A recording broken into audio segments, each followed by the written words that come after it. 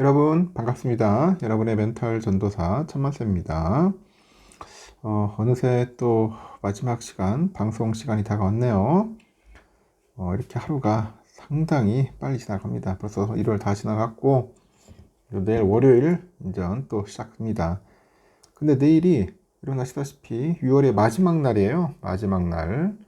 마지막 날이고 또 어떻게 보면 상반기 마지막이네. 상반기 이제 하반기가 이제 펼쳐집니다. 1년이 벌써 반이 다 갔습니다. 반.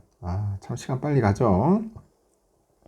여러분의 계좌 어떤지 모르겠네요. 계좌가 조금씩 파란불이 아니라 이제 빨간불로 늘어나고 있는 건지, 아직도 뭐 빌빌거리고 있는지, 아니면 녹아내려가고 있는지 모르겠지만, 대부분 그래도 빨간 불로, 빨간 빛으로 도배되지 않을까 한번 예상을 해봅니다.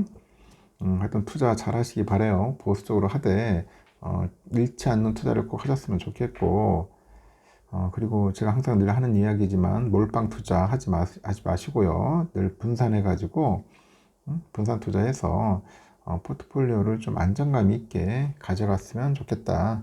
그 이야기를 꼭 해드리고 싶네요. 코스피는 단숨에 여러분 3120선을 돌파하면서 3년 6개월 만에 최고치를 경신했지만 주 후반에 이제 차익 실현 매물이 나오죠. 차익 실현 매물이 이제 출회되다 보니 이 상승분의 그런 일부를 이제 반납을 했습니다. 그 단기 급등에 따른 차익 실현 그런 압력이죠. 차익 실현 압력이 컸다. 그렇게 보시면 되고, 증권가는 정책 기대감과 미국의 금리 인하 전망이 당분간 국내 증시 하방을 좀 지지할 것으로 보면서도 이 관세 이슈하고 정치 일정 등 외부 변수로 인해서 이 변동성이 확대될 것이다. 그렇게 보는 것 같아요. 변동성이 확대될 수 있다. 내다봅니다. 그리고 증시가 조정을 보일 경우에는 매수로 대응하는 전략이 낫지 않겠냐. 많이 좀 빠지면은 매수 전략 한 4에서 한 5% 정도 빠지면은 조금씩 모아가는 것도 나쁘지 않을 것 같다는 거죠. 지난주 코스피는 전주 대비 41.47포인트 상승했습니다. 3055.94로 마감을 했고, 유가증권시장에서 개인들은 4994억, 기관 3557억 순매수했고, 외국인들이 8918억 매도를 했죠. 지난주 코스피 보니까 중동의 지정학적인 리스크 완화와 일부 연준 인사들의 금리나 시사 발언에 힘입어서 3100선을 돌파를 했습니다. 3100선 돌파를 했고요. 지난 25일에 보면 장중에 3129선까지 오르면서 강세를 이어가죠.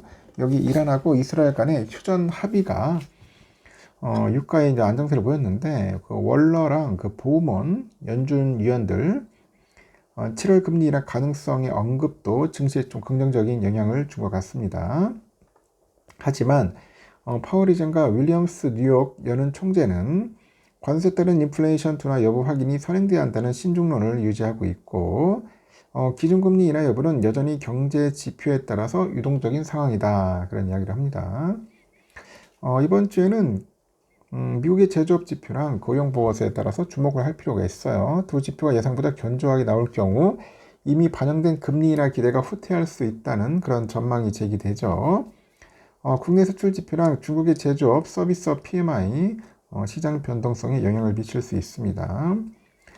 트럼프는 다음 달 4일의 독립기념일 이전 대규모 감세한 처리를 추진 중인데, 그 이후로 주요 국가의 그 관세 협상이 좀 본격화될 것 같네요. 특히 상호관세 유예기간이 도래하는 7월 9일이죠. 7월 9일 전후로 또 불확실성이 또 증시의 변수가 되지 않겠냐, 그렇게 보기도 합니다. 국내 정책 불확실성도 증시 변수로 작용할 수 있겠죠. 이재명 정부가 추진 중인 상법 개정안 그리고 2차 추가 경정 예산안은 다음 달 초 임시국회 처리 가능성이 거론되고 있으나 경제단체와의 의견 조율 등 절차 지연으로 법안 처리가 늦어지고 있습니다. 다만 관련 정책이 실제 시행 단계에 들어설 경우 외국인 자금 유입이 제기될 수 있어서 정책 기대감은 여전히 유효하다, 그런 평가가 있어요. 한국무역협회 등 경제단체의 의견 수렴 과정에서 일부 법안은 일정이 늦춰지고 있는데, AI 데이터 센터 등 신성장 산업 정책도 일시적으로 속도 조절에 들어갔다면서 이 관련 법안이 통과되면은 외국인 자금 유입 등 정책 모멘텀은 다시 살아날 수 있는 만큼 기대감을 유지할 필요가 있다고 하죠.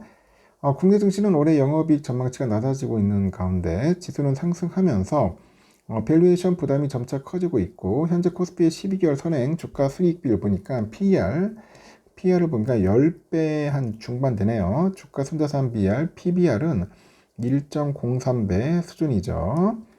단기 주가 상승에 따른 고평가 논란이 제기됩니다.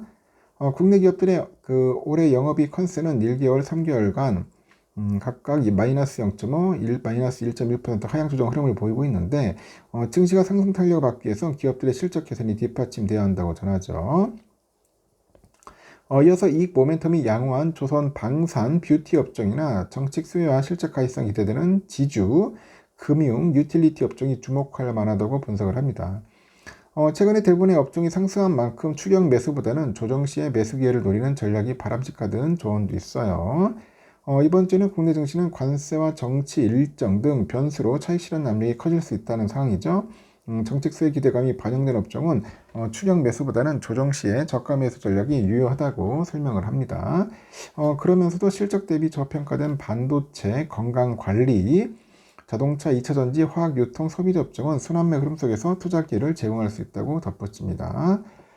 주요 경제지표 보니까 30일 날 미국 6월 시카고 PMI가 있네요. 중국 6월 제조업 PMI 있고 7월 1일은 한국 6월 수출가, 미국 6월 ISM 제조업 지수, 5월에는 구인 공고 건수가 있습니다. 2일에는 한국 6월 소비자 물가 지수, 그리고 미국 6월 ADP 취업자 수 증감, 3일에는 미국 6월 달에 실업률이 있어요. 그리고 비농업 취업자 수 증감 발표가 있고 ISM 제조업 지수 또 발표가 있네요. 그리고 7월 4일 날은 휴장이다. 미국 독립기념일입니다. 참고하시기 바라요. 하여튼 금요일 날 좀 많이 빠졌죠. 코스피 코스닥. 미국장은 좋아요. 다우지수 계속 올라갑니다. 1% 올랐습니다. 나스닥도 잘 오르다가 빠졌다가 다시 또 반등을 해서 0.52% 올랐고 S&P도 마찬가지로 잘 가다가 훅 빠졌다가 다시 반등해서 0.52%나 올랐죠. 필라델피아도 잘 버텼어요. 오르다가 쭉 빠졌다가 다시 또 원위치 왔는데 강보합으로 왔죠.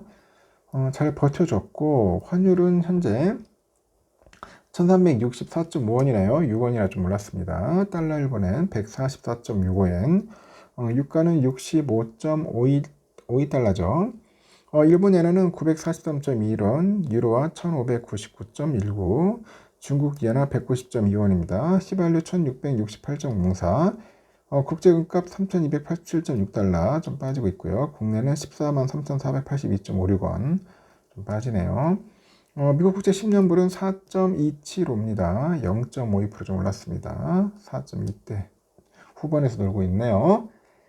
선물을 보니까 다우는 1.25, S&P 0.45, 나스닥 0.32, 러셀은 0.02 강보합으로 끝났고 우리 삼성전자 68,000원으로 마무리됐는데 내일은 한 61,000원 언저리에서 좀 흘러가지 않을까 그렇게 보고 있습니다. 강한 슈팅보다는 좀 변동성 있는 흐름을 좀 보여주지 않을까 한번 보고 있고요. 우선주도 마찬가지죠. 우선주도 뭐 56,000원까지 잘 갔는데 많이 올라가야 51,000원이고 55,000원에서 51,000원 사이에서 좀 횡보하는 그런 모습을 보일 것 같습니다. 일단은 여기까지 하겠습니다. 여러분 뭐 특별한 아직 소식은 없어서 큰 기대는 안 하시는 게 좋을 것 같네요. 오늘 수고 많으셨고 편안하게 쉬시고 내일 새벽에 뵙도록 하겠습니다. 여러분 굿나잇.